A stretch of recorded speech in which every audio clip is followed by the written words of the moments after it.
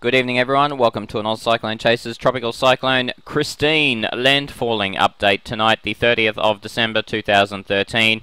Tonight we're seeing a severe tropical cyclone making landfall between Port Hedland and Karratha. We're going to update you on what to expect. Now already residents of Port Hedland are experiencing cyclonic conditions.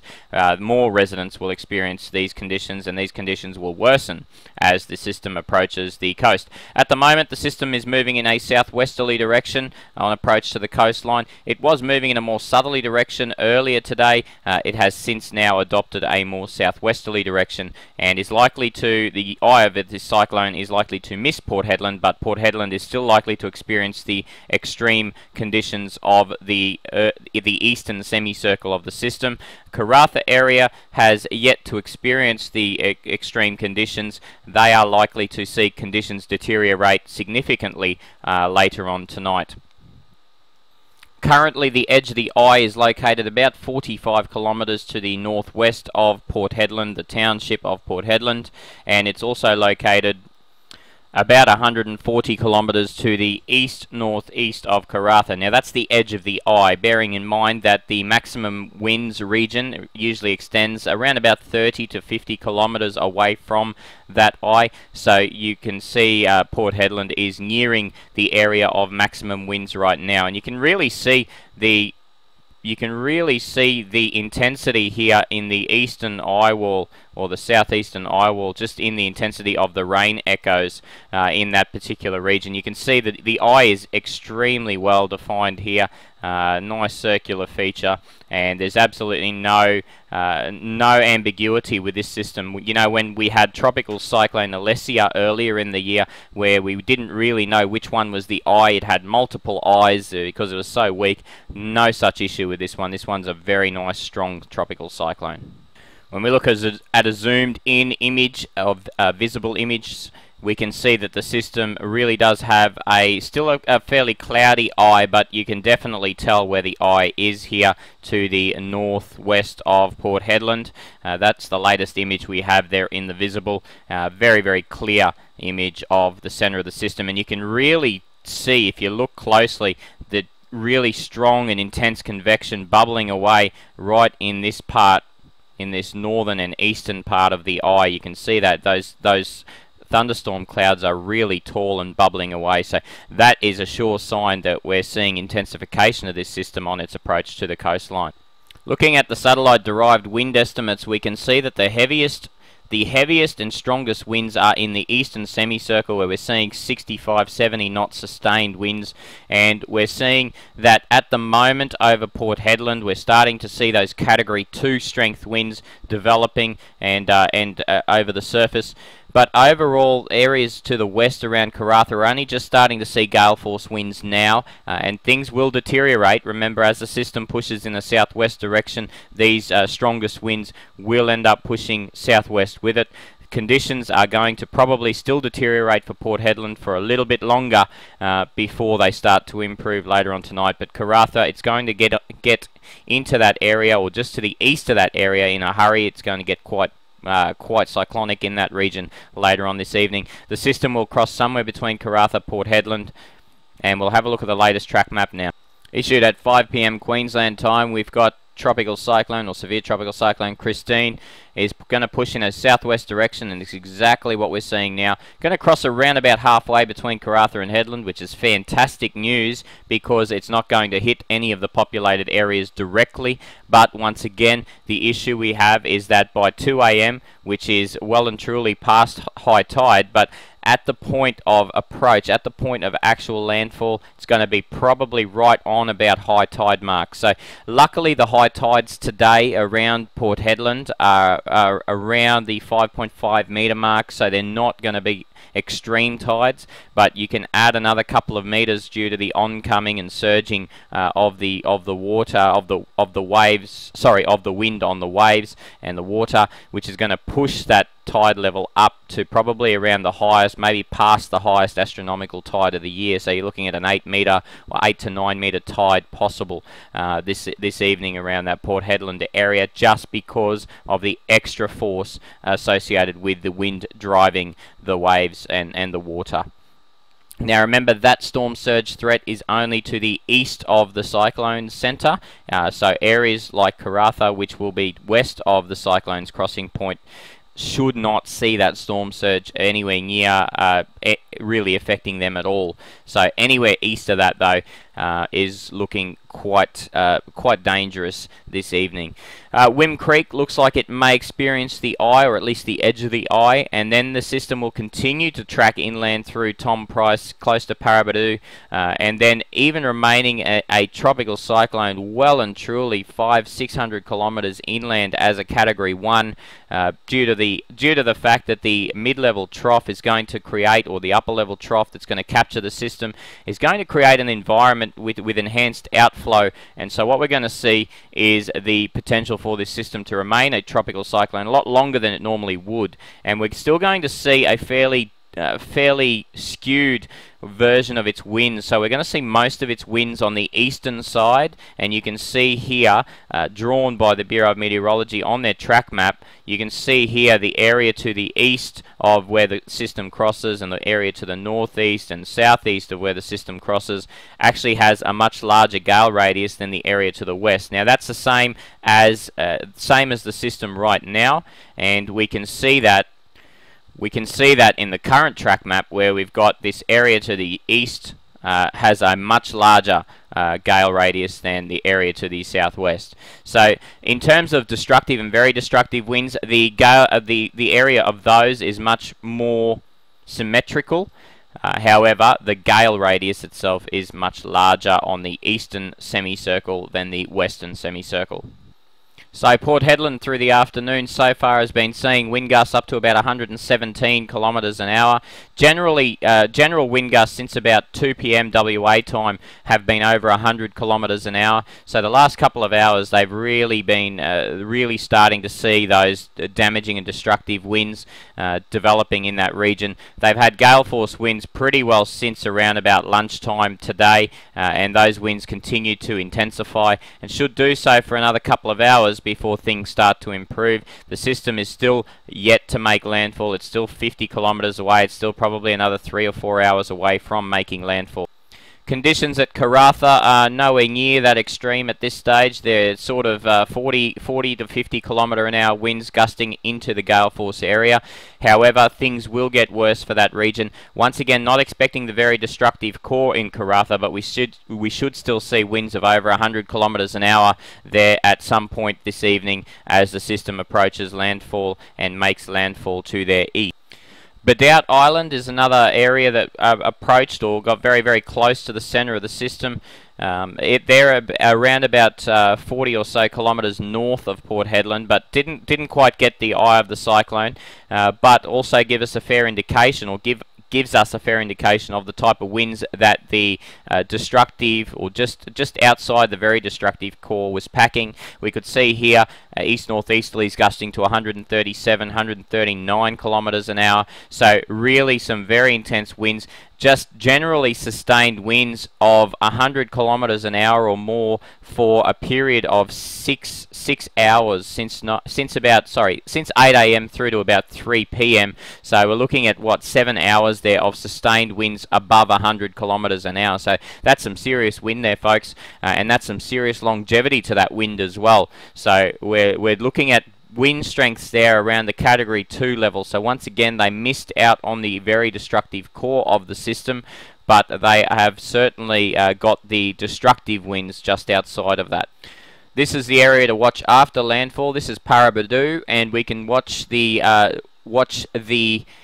observations over the next 12 to 18 hours as the tropical cyclone will end up passing over the top of them once it goes inland. And even here we should start to see winds of up to 100 kilometres an hour, maybe more, gusting by around about early tomorrow. As we look at the impacts of rainfall from this system, we can see that the area basically to the east of the crossing point is going to cop the bulk of the rainfall as well. So you can see 50 to 100 mils anywhere sort of Wickham eastwards, and we've got some really intense rainfall just offshore, the modelling is predicting. As we head to tomorrow, we can see that that rain pushes southwards with the system, you can still see 150 to 200 millimeters tomorrow in inland parts. As the cyclone heads towards Paraburdoo, we can see that those rainfall figures are pushing southwards, even as far as Meekatharra, which is a long way south, expecting 25 to 50 mils, which is quite amazing for this time of year to see those sort of falls. As we head to Wednesday, we see whatever's left of the cyclone continuing to dump a lot of rain over the inland and central parts of WA, and things really easing up in the tropics, back to just isolated showers and storms here. And Thursday, the system continues to push in an east to southeast direction as it heads into South Australia as a decade low. So overall, we're looking at the possibility in the next 4 days, most of it falling in the next day and a half, of 300 to 400 millimeters in parts. More than likely, though, more around the 200 millimeter mark, which still is phenomenal rainfall in the Pilbara. I mean, that's 200 millimeters is around about half of the annual average rainfall in this region. So that's some serious rainfall. Now, folks in North Queensland may not understand that concept, but 200 millimeters to fall in such a short space of time is phenomenal rainfall. And that rainfall will, as you can see here, over the next 4 days, push southeastwards with the system. Other than that, we've got some showers and storms in the western top end, and also some isolated activity over northern Queensland. Some good shower and storm activity over the southeastern parts of Queensland as well in the next 4 days. The 4 days after that starts to get a lot more interesting for the rest of the tropics, where we're going to see an increase in shower and storm activity over the Northern Territory, northern parts of WA, and over north and far north Queensland. We're going to see a lot of an increase in moisture, and therefore a lot of an increase in shower and storm activity. So that's in the days 4 to 8 period. So there's some good news there for northern and far northern Queensland, the Gulf Country and the Northern Territory. But let's not digress. The real issue today is the Tropical Cyclone Christine. So let's take a look now at the expected wind impacts of this particular system. Now we can see that so far, as I mentioned, Karratha is just starting to experience gale force winds. Now, the conditions are not expected to deteriorate there just yet. Port Hedland itself is starting to experience winds in excess of 50 knots. That's what we're seeing on high resolution model data. This is for 5 PM today in WA time. And at 5 PM today, we can see that Port Hedland is right on the edge of those destructive winds. And it's exactly what we're seeing currently on their observations. Now, as we head towards 8 PM tonight, which is just before high tide, we can see that the Port Hedland area this time is going to be experiencing even stronger winds coming in from the north or north-northwest into the region. Now, that will drive up the sea levels right around about the same time as the high tide, and that's what we're concerned about, is those northerly winds along with the high tide at the same time. And the strongest of those northerly winds are expected to be just to the west of Port Hedland, with Port Hedland itself is still experiencing winds of over 100 kilometers an hour at the time. Karratha, things start to get a little bit more intense for you by about 8 PM WA time tonight. We then see landfall by about